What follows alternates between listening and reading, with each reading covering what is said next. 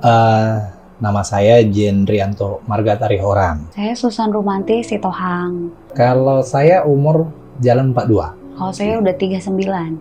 10 tahun lah. 10 tahun. Kurang Iya. lebih 10 tahun. Tahun ini tahun ke-10. Iya. Kami menikah bulan 5 Sip. 2013. Sebenarnya sebelum 10 tahun kami sudah banyak lakukan mungkin usaha ya, baik secara Medis. obat herbal, baik juga medis. Kemudian ada teman mengarahkan kami untuk masuk ke Dokter Binarwan, karena banyak kita dengar ya keberhasilan Dokter Binarwan. Dokter Binarwan juga menyarankan untuk inseminasi dulu, karena beliau jalan terakhir adalah bayi tabung. Bahkan bingung juga kok nggak ada perubahan. Bahkan beliau juga bingung gitu ya, udah ngasih obat 3 bulan program.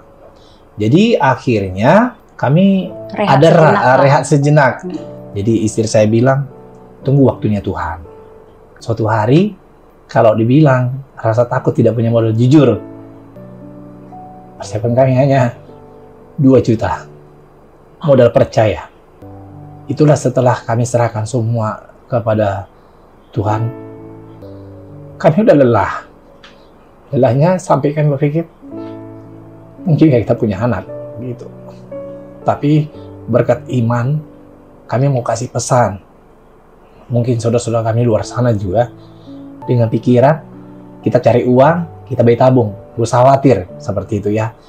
Tetapi di titik nol, ketika kami mengandalkan kekuasaan Tuhan, kenapa kami nggak berhasil mengandalkan apa yang kami punya gitu? Tidak ada berubah apa-apa. Ternyata kami curhat, kami datang ke Dokter Mulda, dan ini juga berkat Tuhan menunjukkan dengan orang. Kenapa kami kan tidak Binarwan? Kami tidak bilang bahwa dokter yang tidak baik, sangat baik. Tapi inilah jalannya Tuhan mungkin ya. Begitu kami ketemu Dokter Mulda, sinkron, udah nanti kompromi ke lantai 5 untuk biayanya. Dengan berani, dengan iman, tetap kembali kami bilang adalah iman.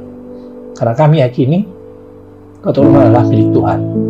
Tidak ada bisa kuasa manusia. Semua proses berjalan, dia pun melakukan program dari Dokter Mulda dengan penuh sukacita, sekalipun kami tidak memikirkan biaya dari mana. Bahkan hari pertama, kedua, setiap kami butuh biaya, kami hanya berdoa, Tuhan, dari mana kami dapatkan uang?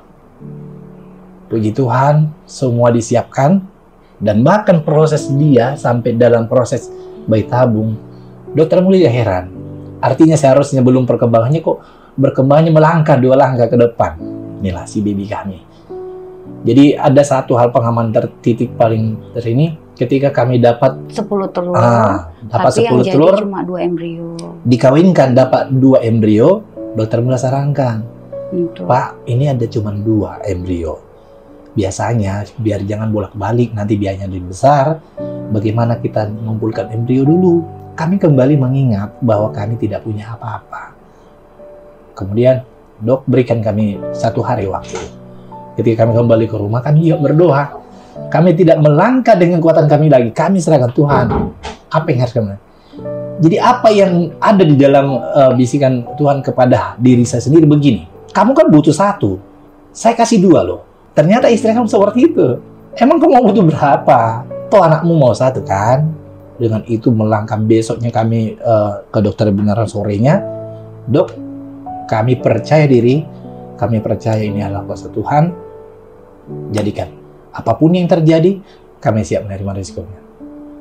Ketika kami terakhir kami curhat dengan Dokter Mulda, sampai beliau itu, saya baru dapat pasien yang seperti ini, Pak. Bahkan pasien-pasien disuruh jangan masuk dulu. Karena apa? Saya tidak mau orang yang berobat kepada saya merasa saya yang atau kepintaran saya yang membuat program. Tapi harus tetap percaya bahwa semua adalah kuasa yang Maha Kuasa. Itulah pengalaman kami, bahkan mungkin di luar sana pasti bertanya, oh buat bayi tabung mahal, oh program ini mahal, seperti itu ya. Memang kalau banyak kekurangan dan kegagalan pasti mahal. Kami udah alami, andaikan semua gagal mungkin wow. Tapi ketika waktunya Tuhan, ketika Tuhan kita campur tangan, kalau kami kira, kami bahkan tidak tahu mengira, Mas. Kami tidak tahu mengira. Kalau saya sendiri pun dihitung, suruh buat jumlahnya, saya tidak tahu. Yang saya tahu, biarlah Tuhan yang tahu. Gitu.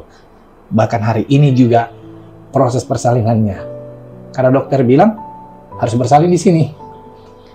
Saya bilang, dok, biayanya juga nanti kami harus lapor. Sampai dokter bingung, kamu lapor kemana? Saya lapor sama Tuhan. Kami kembali sama Tuhan. Dokter sampai sedih, terharu gitu ya.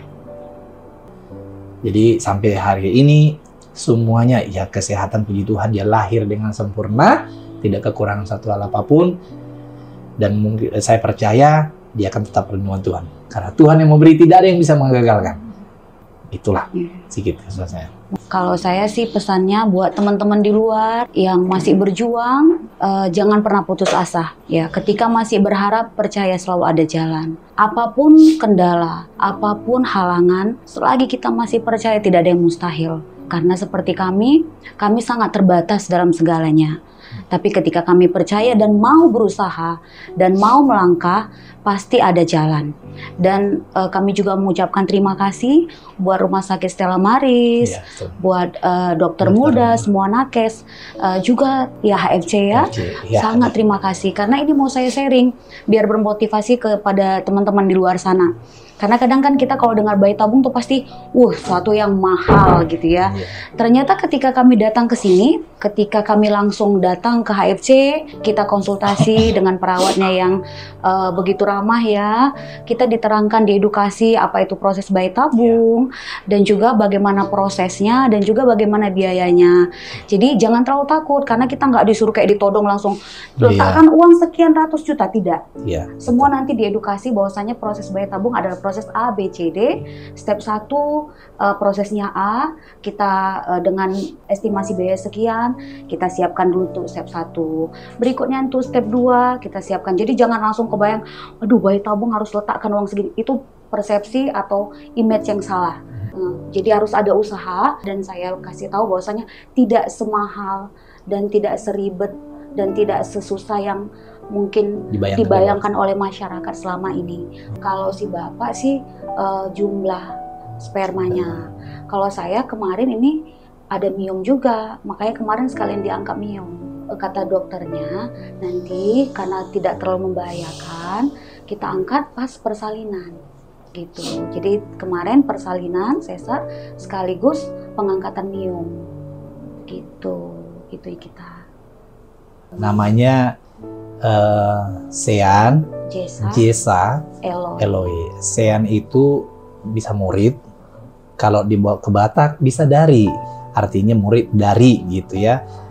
Jesa itu kalau di dalam kekristenan itu Jesaya, pertolongan. Eloy itu Allahku, jadi dari pertolongan Allahku, gitulah. Artinya nama itu juga nggak asal-asal kami buat. Kami berdoa, Tuhan apa namanya? Intinya pesan terakhir, tetap saudaraku di luar sana jangan pernah melanggar dengan kita semua punya agama, kita punya Tuhan ya. Banyak kita terkadang kalau nggak punya anak, ada uang, cari uang, bayi tabung seperti itu, tapi itu tidak bisa menentukan. Tetapi tetaplah utamakan nomor 1 adalah ketuhanan. Siapapun Allahnya, berdoalah dengan rendah hati, itu saja.